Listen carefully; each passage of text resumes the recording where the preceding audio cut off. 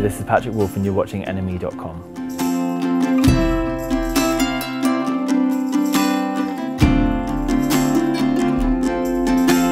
I think at the Old Vic show, which was the beginning of this tour, I knew that it was definitely time for change for me, you know, to find a new source of inspiration really, because the last album, Lupercalia, was very much about domesticity and you know, settling down, which was so new to me because I've been on the road for like 9 years, 10 years. And you know, I'm born in London and raised here and travelled a lot out of it, but 29 years really having that as your base gets a little bit boring, you know, so yeah, I decided to put everything in storage and live out of 2 suitcases, and that's been me for the last 3 months, and I've only been back to London for shows.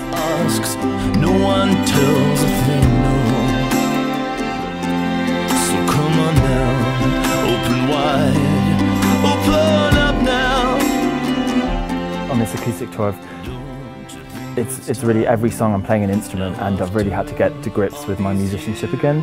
This tour reminds me of how I first started out playing in folk clubs and busking, when there were no microphones and it was just literally me and like, well, 10 people. Now it's like 1,000 people, but it really relies on a good rapport with the audience, conversationally, and I feel like I'm doing a whole full circle really, and getting back to my roots as a folk musician and a singer-songwriter really, and a storyteller.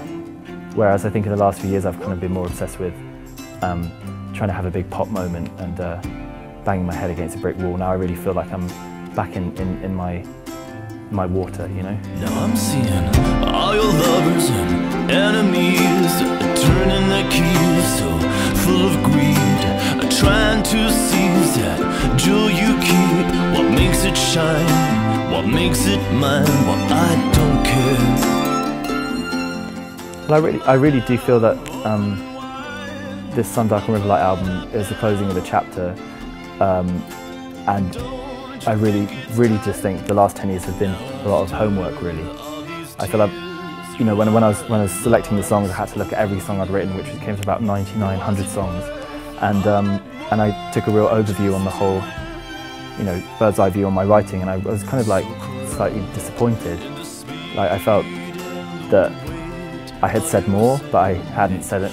I realised I hadn't said enough and written or tried really to communicate the best that I could. So it was very good homework looking back on the last 10 years, but it's basically feels like I'm ready to go to university now. You know, I've done my primary school and my secondary school, and you know, still yet to graduate and then be a professional. And at 29, you know, it's kind of, I'm not 49 looking back at 10 years. It's like the next 10 years for me will be the most exciting adventure, I think. Weight of your sin, come on, take me back to where it begins now.